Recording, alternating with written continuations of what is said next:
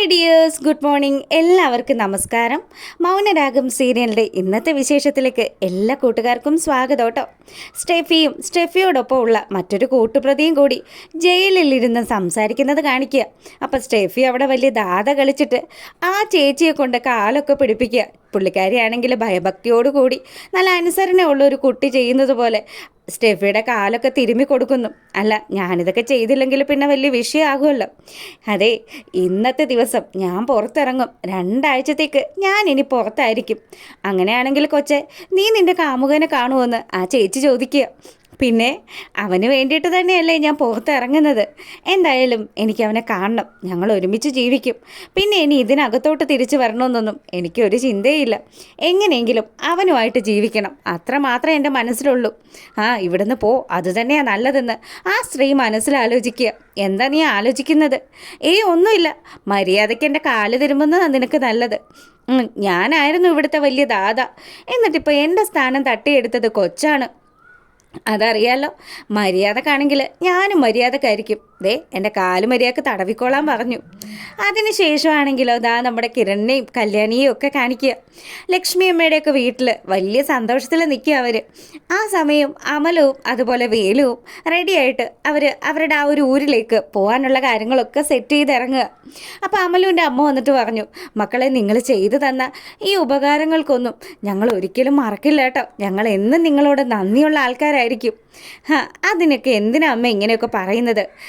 ഇപ്പോൾ ഇവിടുത്തെ രീതിയിൽ കല്യാണമൊക്കെ സെറ്റായി നടന്നില്ലേ? ഇനി നിങ്ങൾ നാട്ടിൽ ചെന്ന് നിങ്ങളുടെ ഊരിൽ ചെന്ന് കഴിഞ്ഞാൽ അവിടുത്തെ മുറയനുസരിച്ച് ഇവരുടെ കല്യാണം നടത്താനുള്ള എല്ലാ ഒരുക്കങ്ങളും ചെയ്യണം. 2 ആഴ്ച കഴിയുമ്പോഴത്തേക്കിനും ഞങ്ങളും അവിടെ എത്തും. അപ്പോൾ അതിനുള്ളിൽ എല്ലാ കാര്യങ്ങളും സെറ്റ് ചെയ്യണമെന്ന് വേലുവിനോടും അമലുവിനോടും ഒക്കെ കിരൺ പറയുക. അതെ സാറേ, അങ്ങനെ തന്നെ ചെയ്യുള്ളൂ. ഇവരിവിടുന്ന് വിടാൻ മനസ്സില്ലല്ലോ കിരണേട്ടാന്ന് നമ്മുടെ കല്യാണിയും പറയുക. ഈ സമയമാണെങ്കിൽ ഇവരെയൊക്കെ ഞെട്ടിച്ചുകൊണ്ട് നമ്മുടെ ലക്ഷ്മിയമ്മ വന്നു. ലക്ഷ്മിയമ്മ വന്നിട്ട് പറഞ്ഞു, അതെ, വേലുവിനും അമലുവിനും എൻ്റെ വക ഒരു സമ്മാനമുണ്ട്. ഞാൻ ഇത് തരണമെന്ന് വിചാരിച്ചിട്ട് കുറച്ചായി. എന്തായാലും മോളുടെ കഴുത്തിൽ ഞാൻ ഇത് അണിയിക്കുകയാണെന്നും പറഞ്ഞ് ലക്ഷ്മിയമ്മ നമ്മുടെ അമലുവിൻ്റെ കഴുത്തിൽ നല്ല വലിയൊരു മാല, സ്വർണത്തിൻ്റെ മാലയാണ് കേട്ടോ, ആ മാല അണിയിക്കുക. അപ്പോൾ അവർക്ക് വലിയ സന്തോഷമായി. അവരുടെ അമ്മയാണെങ്കിൽ, ഈശ്വര, എല്ലാം മരിച്ചുപോയ അദ്ദേഹം ചെയ്ത നന്മകളുടെ ഫലമാണ്. അല്ലെങ്കിൽ ഇത്രയും നല്ല ആൾക്കാരുടെ അടുത്ത് നമ്മൾ എത്തിപ്പെടില്ലല്ലോ. എന്തായാലും അമലുവിൻ്റെ അമ്മ ഒരു കാരണം വെച്ചാലും സങ്കടപ്പെടണ്ട. ഇവരോട് ഞങ്ങൾ എത്ര പ്രാവശ്യം പറഞ്ഞു, ഇവർക്ക് ഇവിടെ ഞങ്ങളുടെ ഒപ്പം നിൽക്കാമല്ലോ. അതിന് കഴിയലാത്തത് കൊണ്ടല്ലേ. ഇനി വന്നാലും അമലുവിനും അതുപോലെ വേലുവിനും കമ്പനിയിലൊരു ജോലി തരപ്പെടുത്താം. പിന്നെ സ്വന്തമായിട്ടൊരു വീട് അതും ഞങ്ങൾ സെറ്റ് ചെയ്ത് തരാം. ഇങ്ങനെയൊക്കെ കേൾക്കുമ്പോഴും നമ്മുടെ അമലുവിനും വേലുവിനും ഒക്കെ വലിയ സന്തോഷമുണ്ട്. എന്നാലും അവർ സ്നേഹപൂർവ്വം ഇവർ പറയുന്ന കാര്യങ്ങൾ നിരസിക്കുക. ഞങ്ങൾക്ക് അവിടെ ഞങ്ങളുടെ ഊരിൽ തന്നെ താമസിക്കുന്നതാണ് ഇഷ്ടം. അവിടെ ആകുമ്പം ഇങ്ങനെയുള്ള ചതിയും വഞ്ചനയും ഒന്നും ഉള്ള ആൾക്കാരൊന്നും അല്ല. എല്ലാവരും പരസ്പരം സ്നേഹത്തോടു കൂടി ജീവിക്കുന്നവരാണെന്നൊക്കെ പറയുക. അത് കഴിഞ്ഞപ്പം നമ്മുടെ കാർത്തിക വന്നിട്ട് പറഞ്ഞു, അതെ, ഞാനും അതുപോലെ ദിലീപേട്ടനും കൂടി ഹണിമൂൺ അവിടെ അങ്ങ് ആഘോഷിച്ചാലോ എന്ന് ആലോചിക്കുക. ഞങ്ങൾക്ക് വേണ്ടുന്ന എല്ലാ സൗകര്യവും വേലു ചെയ്തു തരണം കേട്ടോ. അതിനെന്താ, എല്ലാ കാര്യങ്ങളും നമുക്ക് ചെയ്യാമല്ലോ. നിങ്ങളവിടെ എത്തിയാൽ മാത്രം മതി. കാർത്തിക മോളും ദിലീപും ഒക്കെ ഹാപ്പിയാണ്. ആകെയുള്ളൊരു വിഷമമെന്ന് പറഞ്ഞാൽ ആ ഗംഗാപ്രസാദ് ഇനി ശല്യം ചെയ്യാൻ വരുമോ എന്നുള്ള കാര്യമാണെന്ന് നമ്മുടെ ദിലീപ് പറഞ്ഞു. അപ്പോൾ ഇത് കേട്ടപ്പോൾ രതീഷും അതുപോലെ നമ്മുടെ കിരണും ഒക്കെ അവരെ ആശ്വസിപ്പിക്കുക.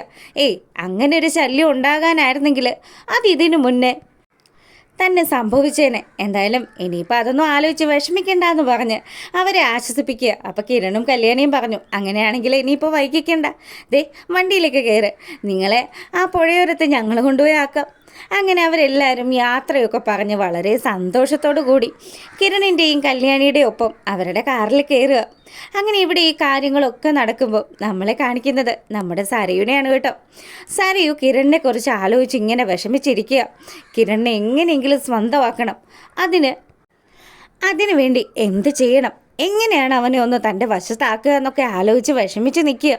അപ്പോൾ സരയുടെ നിപ്പും ഭാവവും ഒക്കെ കണ്ടു കഴിഞ്ഞപ്പം നമ്മുടെ താര അടുത്തേക്ക് എത്തുക. താര അവളോട് മൗനമായിട്ട് നിന്നു. ആ സമയം സരയു പറഞ്ഞു, അതെ, ഞാനിപ്പോൾ ചിന്തിച്ചു കൂട്ടുന്നത് മുഴുവനും എൻ്റെ കിരണിനെ എങ്ങനെ എൻ്റേത് മാത്രമാക്കി മാറ്റാമെന്നാണ്. അപ്പോഴത്തേക്കിനും താരയാണെങ്കിൽ തിരികെ ചോദിച്ചു, എന്തിനാ മോളെ കല്യാണിയുടെ ജീവിതം തകർത്തിട്ട്? നിങ്ങൾക്ക് വിഷമമുണ്ടല്ലേ? അതുണ്ടാവും. നിങ്ങൾ എൻ്റെ സ്വന്തം അമ്മയല്ലല്ലോ. നിങ്ങൾക്ക് എന്നോട് എന്തെങ്കിലും സെൻറ്റിമെൻറ്റ്സ് ഉണ്ടോ? നിങ്ങൾ ഇതിലും ഭേദം എൻ്റെ വളർത്തമ്മയായിരുന്നു എനിക്ക് ഏറ്റവും അധികം സ്നേഹം തന്നിട്ടുള്ളത്, അല്ലാതെ പെറ്റമ്മയായിട്ട് നടക്കുന്ന നിങ്ങളല്ല. ഇനി ഇതൊക്കെ കണ്ടിട്ട് ഇതാരോടെങ്കിലും പോയി പറയാനാണ് നിങ്ങളുടെ ഭാവമെങ്കിൽ പിന്നെ അറിയാലോ, ഈ സരയുടെ തനി സ്വഭാവം പുറത്തു വരുമെന്നൊക്കെ പറഞ്ഞ് സരയു നമ്മുടെ താരയെ ഭീഷണിപ്പെടുത്തുക. എനിക്ക് ഇത്രയും സൗകര്യവും അതുപോലെ സ്വത്തും ഒക്കെ നൽകി എന്നെ നല്ലതുപോലെ ജീവിപ്പിച്ചത് എൻ്റെ അച്ഛനായിരുന്നു. ആ അച്ഛനൊരു തെറ്റ് ചെയ്തപ്പം എനിക്ക് അച്ഛനെ അംഗീകരിക്കാൻ പറ്റിയില്ല. പക്ഷേ കിരണിൻ്റെ കൂടെ ആയിരുന്നു എൻ്റെ ജീവിതമെങ്കിലുണ്ടല്ലോ, ഞാനിപ്പം ഏത് നിലയിലെത്തിയേനെ. അത്രമാത്രം അവൻ തങ്കപ്പെട്ട സ്വഭാവമുള്ള പയ്യനാ. അവനെ എനിക്ക് ഒരിക്കലും നഷ്ടപ്പെടുത്താൻ കഴിയില്ല. ഇനി നിങ്ങൾ ഈ കാര്യങ്ങളെങ്ങാനും കല്യാണി എങ്ങാനും അറിയിച്ചാൽ പിന്നെ ഈ സരയു സ്വന്തം സ്വഭാവം, അതായത് എൻ്റെ തനി സ്വഭാവം പുറത്തെടുക്കുമെന്ന് തന്നെ സരയു അവളെ വെല്ലുവിളിക്കുക. എന്തായാലും താര പേടിച്ചിട്ട് ഒന്നും പറയില്ല എന്നൊക്കെ സരയുവിനറിയാം. അതുകൊണ്ട് തന്നെ സരയു താരയെ വിറപ്പിച്ച് നിർത്തിയിരിക്കുക. അങ്ങനെ ഇവിടെ ഇതൊക്കെ നടക്കുന്ന സമയമാണെങ്കിൽ നമ്മളെ കാണിക്കുന്നത് ജയിലിൽ കിടക്കുന്ന സ്റ്റെഫിയെയാണ്. എന്തായാലും ഞാനിന്ന് പരോളിൽ പുറത്തിറങ്ങുമല്ലോ.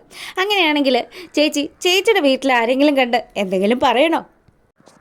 അല്ല, ആരോടെങ്കിലും എന്തെങ്കിലും വിശേഷം പറയാനോ അല്ലെങ്കിൽ എന്തെങ്കിലും കൊടുക്കാനോ ഒക്കെ ഉണ്ടെങ്കിൽ എനിക്ക് തന്നാൽ മതി, ഞാനത് സെറ്റ് ചെയ്തോളാം. എന്ത് ചെയ്യാനാ മോളെ, എനിക്ക് വിഷുവിൻ്റെ സമയത്തൊന്ന് പുറത്തിറങ്ങണമെന്നുണ്ട്. ആ സമയം ഇറങ്ങിയിട്ട് വേണം എൻ്റെ ഭർത്താവിൻ്റെ വീട്ടുകാരെയൊക്കെ ഒന്ന് വ്യക്തമായിട്ട് പോയി കാണണം. അവർക്ക് കഴിവതും നല്ല കനത്തിൽ തന്നെ വിഷു കൈനീട്ടവും കൊടുക്കണം. ഇങ്ങനെയൊക്കെ പുള്ളിക്കാർ പറഞ്ഞു. എങ്ങനെയെങ്കിലും ഇവളൊന്ന് പുറത്തിറങ്ങി അവരൊന്ന് സ്വസ്ഥമായാൽ മതി എന്നുള്ള രീതിയിലാണ് ഇങ്ങനെ സംസാരിക്കുന്നത്. സ്റ്റെഫി ആണെങ്കിലോ, ഞാൻ ഇന്ന് തന്നെ പുറത്തിറങ്ങി എൻ്റെ പ്രിയപ്പെട്ടവനെ കാണും എന്നുള്ള ആ ഒരു സന്തോഷത്തിൽ അവനുമൊത്ത് ജീവിതം നല്ല രീതിയിൽ മുന്നോട്ട് കൊണ്ടുപോകും എന്നുള്ള ആ ഒരു ആഗ്രഹങ്ങളൊക്കെ ഈ ചേച്ചിയോട് പങ്കുവയ്ക്കുക. അങ്ങനെ ഇവിടെ ഈ കാര്യങ്ങളൊക്കെ നടക്കുക. പിന്നീട് നമ്മളെ കാണിക്കുന്നത് പുഴയോരത്തൊക്കെ കൊണ്ടുപോയി നമ്മുടെ അമലുവിനെയും വേലുവിനെയും ഒക്കെ യാത്രയാക്കിയതിന് ശേഷം കിരണും കല്യാണിയും കൂടി മടങ്ങി വരിക. ഈ സമയമാണെങ്കിൽ കിരൺ സംസാരിക്കുന്നത് മുഴുവനും നമ്മുടെ സരയിനെ കുറിച്ചിട്ടാണ്. നമ്മൾ ആ മനോഹറിൻ്റെ അടുത്ത് കൊണ്ടുപോയി കുഞ്ഞിനെ കാണിച്ചത് കൊണ്ടാണ് സരയിന് ഇത്രയും ദേഷ്യം നിന്നോടുള്ളത്. അത് ശരിയാ കിരണേട്ടാ, സരയിനിപ്പോൾ എന്നെ തീരെ ഇഷ്ടമല്ല. അവളുടെ ദേഷ്യം മാറാനായിട്ട് ഇനി ഞാൻ എന്താ ചെയ്യേണ്ടത്? നീ ഒന്നും ചെയ്യേണ്ടടി, പതി അവളുടെ ദേഷ്യമൊക്കെ മാറിക്കോളും. പിന്നെ അവൾക്ക് വേണ്ടുന്ന എല്ലാ കാര്യങ്ങളും ഇപ്പോൾ നമ്മൾ ചെയ്തു കൊടുക്കുന്നുണ്ടല്ലോ. അതുകൊണ്ട് തന്നെ അവൾ ആ പഴയ സ്വഭാവത്തിലേക്കെങ്ങാനും പോകുമോ എന്നുള്ളൊരു പേടി അതെനിക്കില്ലാണ്ടില്ല. അവൾ പണ്ടത്തെ പോലെ വാശിയൊക്കെ കാണിച്ചു കഴിഞ്ഞാൽ പിന്നെ അവളെ നമ്മൾ ആരും വിചാരിക്കുന്നിടത്ത് കിട്ടില്ലെന്നേ. അങ്ങനെയുള്ള ഒരു സാഹചര്യം ഉണ്ടാകരുത്. അവൾക്കൊരു കുറവും വരരുത് കിരണേട്ടാ. അവളുടെ ജീവിതത്തിൽ നമ്മൾ കാരണം ഒരു പ്രശ്നവും ഉണ്ടാവരുതെന്ന് കൂടി കല്യാണി കിരണിനെ ഓർമ്മപ്പെടുത്തുക. എന്തായാലും അമ്മയും അച്ഛനും ഒക്കെ ആ മനോഹറിനെ നമ്മൾ കുഞ്ഞിനെ കൊണ്ട് കാണിച്ച കാര്യങ്ങൾ അറിഞ്ഞപ്പോൾ എന്നെ വഴക്കു പറയുക ചെയ്തത്. ഇനിയൊരിക്കലും നമ്മൾ മനോഹറിനെ കാണാനോ സംസാരിക്കാനോ ഒന്നും ഉള്ള ഒരു അവസരം ഉണ്ടാവരുത്. അങ്ങനെയൊക്കെ സംസാരിച്ച് അവർ ഡ്രൈവ് ചെയ്ത് പോരുന്നത് കാണിക്കുക. പിന്നീട് നമ്മുടെ ഗംഗയുടെ പ്രിയപ്പെട്ടവൾ പുറത്തിറങ്ങിയിരിക്കുക. അപ്പോൾ അവളുടെ ഗംഗാപ്രസാദിൻ്റെ ഒക്കെ ഫ്രണ്ട്സ് ഉണ്ടല്ലോ, അവരുടെ അടുത്ത് സംസാരിച്ചുകൊണ്ട് നിൽക്കുക. അന്ന് ആ കതിർമണ്ഡപത്തിൽ ഗംഗ എത്തിയിട്ടുണ്ടെങ്കിൽ പിന്നീട് അവനെ ആരും കണ്ടിട്ടില്ല എങ്കിൽ ഒന്നെങ്കിൽ അവരുടെ ആരുടെയെങ്കിലും കസ്റ്റഡിയിലായിരിക്കും എൻ്റെ ഗംഗ, അല്ലെങ്കിൽ അവൻ എന്തെങ്കിലും പറ്റിയിട്ടുണ്ടാവും. കാര്യങ്ങളെല്ലാം വിശദമായിട്ട് അന്വേഷിക്കണം. ആ സംഭവത്തിന് ശേഷം ഞങ്ങൾ ഗംഗയെ കണ്ടിട്ടില്ല. ഗംഗയും നീയും ഒക്കെ ഒരുമിച്ച് ജീവിക്കണമെന്നാണ് ഞങ്ങളുടെയൊക്കെ ആഗ്രഹം. അതെ, ഗംഗയ്ക്കും എന്നെ വലിയ ജീവനായിരുന്നു. ഞങ്ങൾ ഒരുമിച്ച് സന്തോഷമായിട്ട് ജീവിക്കാനായിട്ട് ആ കാർത്തികയും ലക്ഷ്മിയമ്മയും ഒക്കെ തീരണം. അവരെങ്ങാനും എൻ്റെ ഗംഗയ്ക്കെതിരെ എന്തെങ്കിലും ചെയ്തിട്ടുണ്ടെങ്കിൽ ഇപ്പോഴത്തെ സിറ്റുവേഷൻ വെച്ചിട്ട് ഗംഗയുടെ ഭാവി വധു എന്നുള്ള ആ ഒരു കൺസിഡറേഷൻ വെച്ച് എനിക്ക് അവനെ കാണാനില്ല എന്നുള്ള പരാതി നൽകാൻ സാധിക്കും. അങ്ങനെയാണെങ്കിൽ ഞാനത് ചെയ്യും. എൻ്റെ ഗംഗയ്ക്ക് എന്തെങ്കിലും പറ്റിയിട്ടുണ്ടെങ്കിൽ അതെനിക്കറിയണം.